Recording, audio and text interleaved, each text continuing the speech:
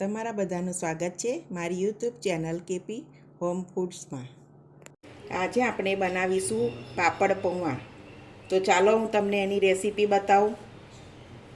તો અહીંયા મેં 300 થી 400 ગ્રામ જેટલા પૌવા લીધા છે। પાતળા પૌવા લેવાના। હવે એને આપણે ચારી લીધા છે, હવે શેકી લઈશું। તો અહીંયા મેં એક કઢાઈ લઈ લીધી છે ધાતુની, એમાં અમે પૌવા ઉમેરી દઈશું।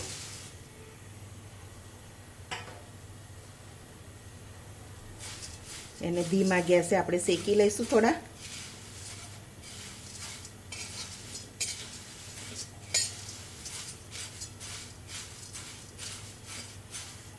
તો આપણા પૌવા સરસ શેકાઈ ગયા છે, એને કાઢી લીધા છે મેં।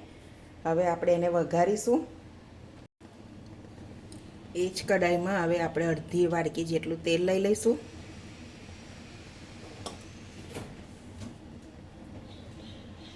સિંગદાણા સરસ થઈ ગયા છે, હવે મરચાં લઈ લઈશું। મરચાંને ક્રિસ્પી થવા દઈશું।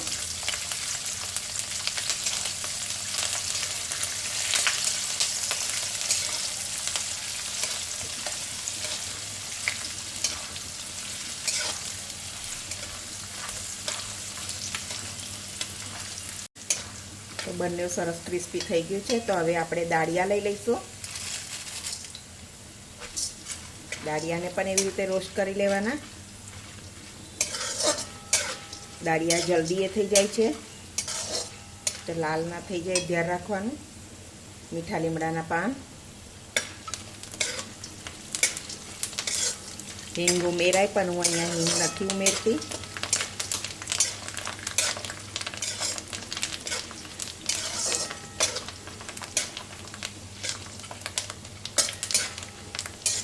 સરસ બધું સાતળી ગયું છે।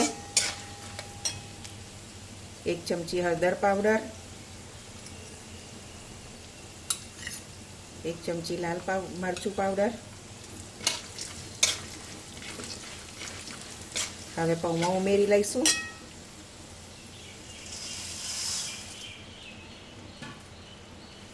હવે સરસ મિક્સ કરી લેવાનું સરસ રીતે।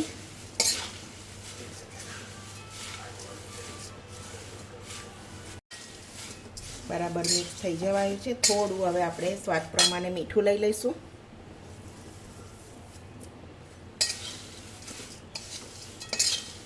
થોડી વાર એને શેકાવા દઈશું આપણે।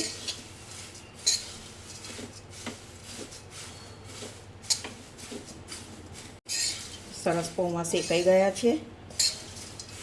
હવે આપણે એમાં પાપડ ઉમેરવાના છે। તો પાપડને હું થોડું તેલ લગાવીને માઇક્રોવેવમાં શેકી લઈશ।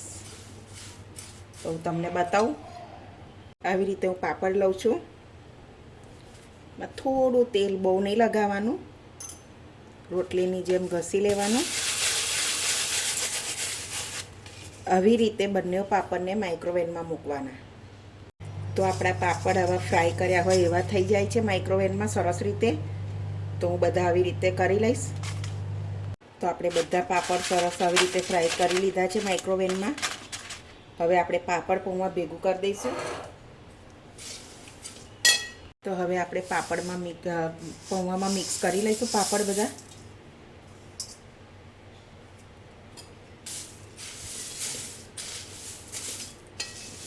સારી રીતે બંને મિક્સ કરી લઈએ।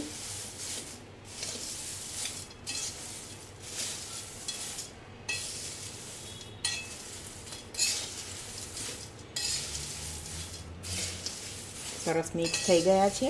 થોડા પૌવા ઠંડા પડે પછી તમે દળેલી ખાંડ નાખવી હોય તો ઉમેરી શકો છો।